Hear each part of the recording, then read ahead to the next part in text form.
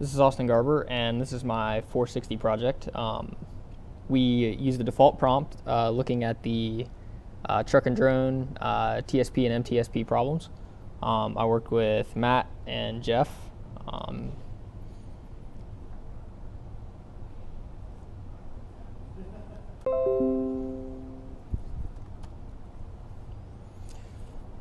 Okay, so talking about part one, the first thing we have is scope. I guess basically, first of all, a summary of what we're doing with our project is we're looking at variations of the TSP and MTSP and TSP drone and MTSP drone problems, and we're analyzing how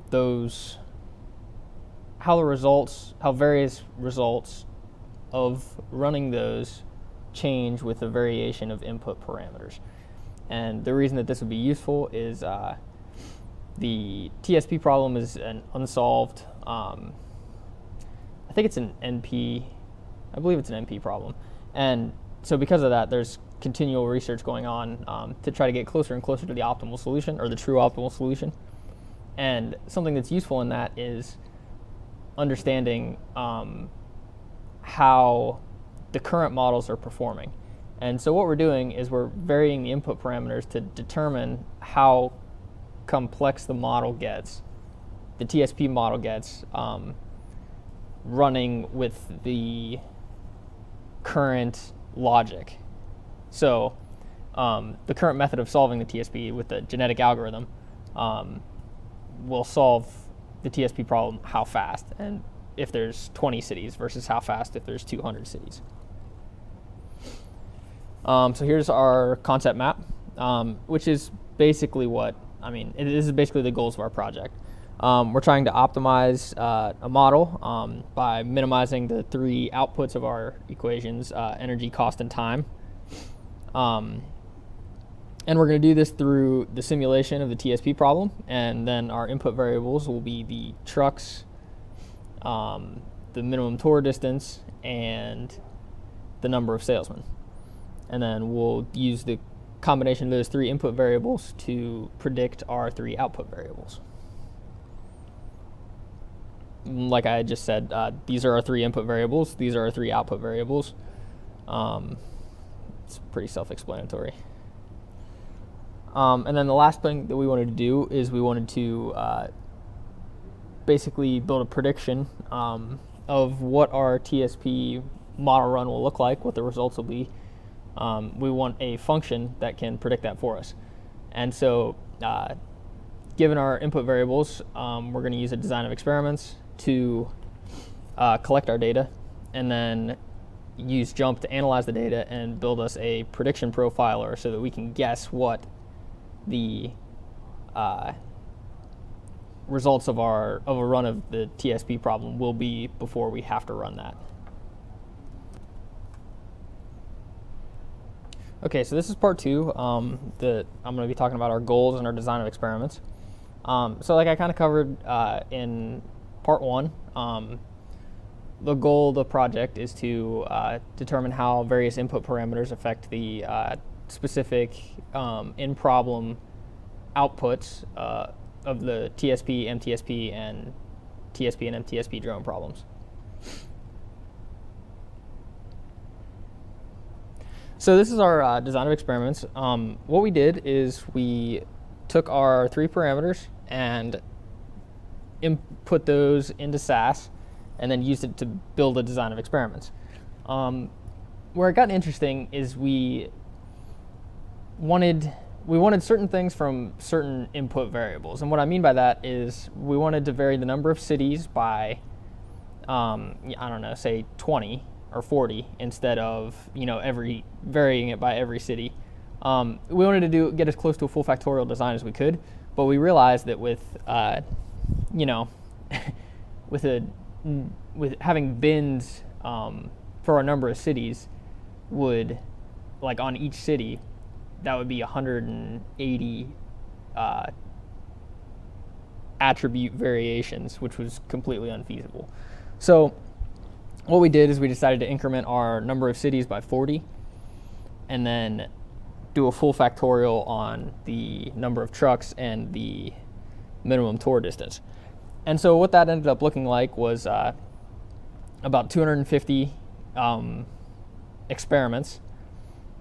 And actually, as you can see, we've already run the experiments in this image, and these are the results of those runs. And so then what we did with those results is we input them into Excel and modified the data a little bit so that it was something that SAS could easily recognize. And then we took that and we added the data into SAS to do further analysis on it.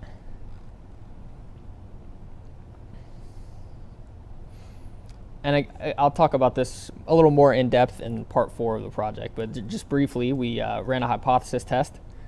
And here's some of the results of the individual variables based on that hypothesis test. Summary statistics that we got from SAS. You can see it's kind of interesting. All three of these seem to have the same type of distribution, but it's kind of hard to tell what exactly that distribution is.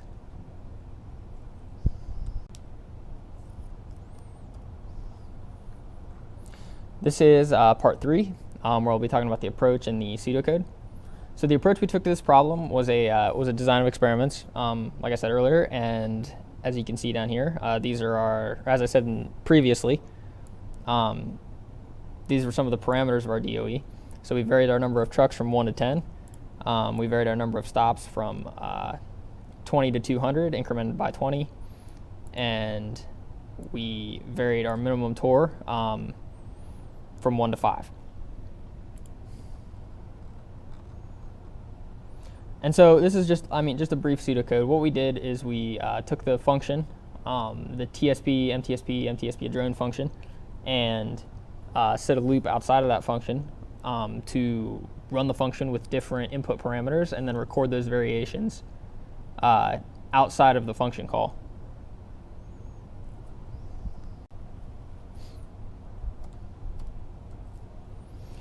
All right, and now we're on to part 4, which is where we get to the results, the interesting part of the experiments. So the way that I set this up is I took the results as output in SAS and took a screenshot of each one of the graphs or charts, and then wrote a brief analysis of what that means in the space below it. Because basically we're just interpreting what SAS is giving us. So it seemed fitting to go chart by chart. So you briefly saw this in part 2. This is the summary statistics of the response variables, minimum time, minimum cost, and minimum energy. So I mentioned briefly the distribution.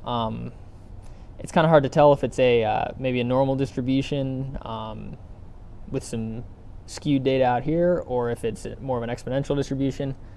But in any case, this is useful to just kind of get an idea what your data looks like. You can see things like the mean, the quartiles, max and min, and then things like the standard deviation, standard error, that sort of thing. And okay, so these are the results of our hypothesis test. We ran a t-test on the variables and determined that, as you can see here, the number of cities and number of trucks are both significant factors in this experiment, as the p-value is below 0.05, which is the standard that we used, whereas the minimum tour distance is insignificant in the model because the p-value is greater than 0.05.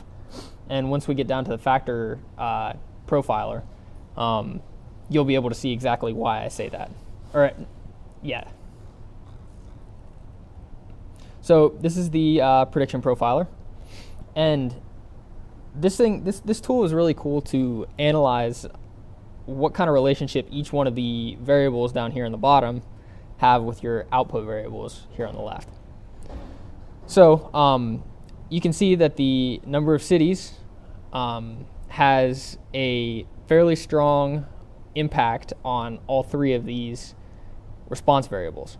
So, for example, like what each one of these boxes mean, the number of cities has this sort of relationship to the minimum cost. And the same goes with the number of trucks and the minimum tour. And so you can see just by looking at the slope of these that the number of cities is the most significant factor in of the three that we measured. And if we scroll back up to look at the T ratio, we can see that it's got an extremely high T ratio, which indicates that not only are both N cities and N trucks significant, but N cities is also far more significant than the number of trucks. And then lastly, this is the leverage plot. And what this is saying is this is just used to identify the impact that each one of the input variables has on the specific output variable. So in this case, this is the impact that impact that each of the input variables has on the minimum cost output variable. And so these three relationships right here are reflected in the profiler. If you'll notice that this linear relationship right here, this linear relationship and this linear relationship are in fact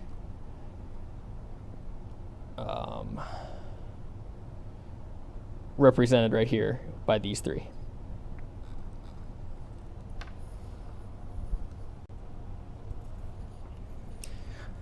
So this is the MTSP code that we used for our project. We did have to make some changes to it to make it do what we wanted it to do. One of the problems that we were having was we were trying to make adjustments through a loop outside of our function call to run our multiple iterations, basically so we didn't have to collect the data manually.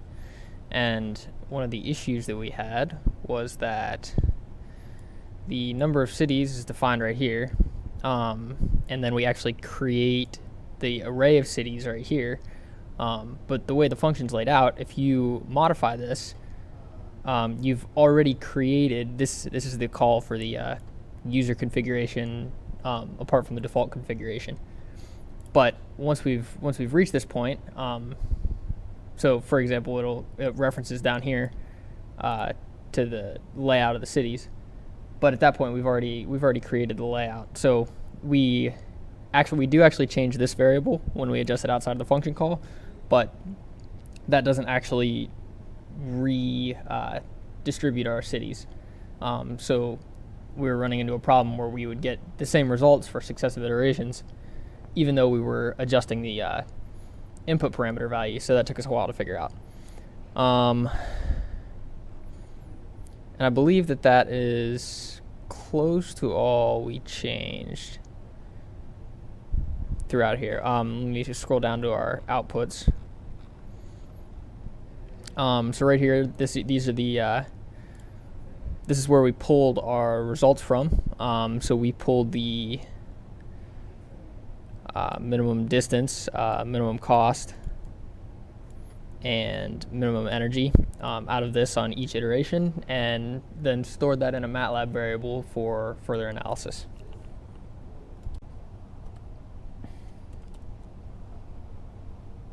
So now we'll talk briefly about the complexity of the project.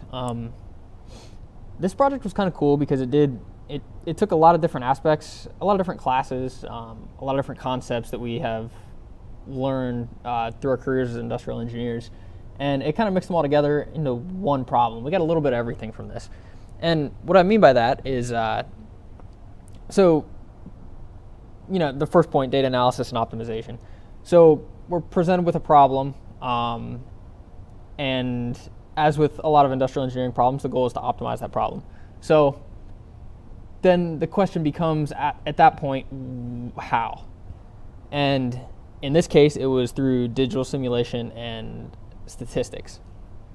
And in other projects, it may be through, process simulation or operations management. That's just the nature of industrial engineering problems. So this specific one looked at the data analysis and optimization. And when I say that it was through digital simulation, while the actual simulation was not what was the most well-documented piece of our project. It was the center of the project. Our whole project was looking at multiple runs of a TSP problem that employed heuristics and Monte Carlo to solve. And so without the baseline knowledge of heuristics and Monte Carlo simulation, especially genetic algorithm, there's no way that we would have had any hope of solving this problem, because in order to analyze an issue, you really have to understand what the issue is. And as was the case in this project, the core of the issue was an analysis of a Monte Carlo simulation. As industrial engineers, we employ statistics in everything. Every kind of problem that we look at has some form of statistics in it, whether it be from basic summary statistics like understanding what standard deviation and confidence intervals and that sort of thing mean, to using various distributions to build random variates, or to sample from a population based on distributions that represent specific things, specific traits that you're looking to pull out of a population or something like that.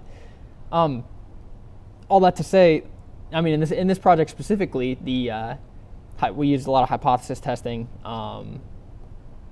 That was the key one, actually. But all that to say is that a high level knowledge of statistics and an ability to apply statistics at a high level is critical to any industrial engineer being successful. That is our project. I hope you enjoyed.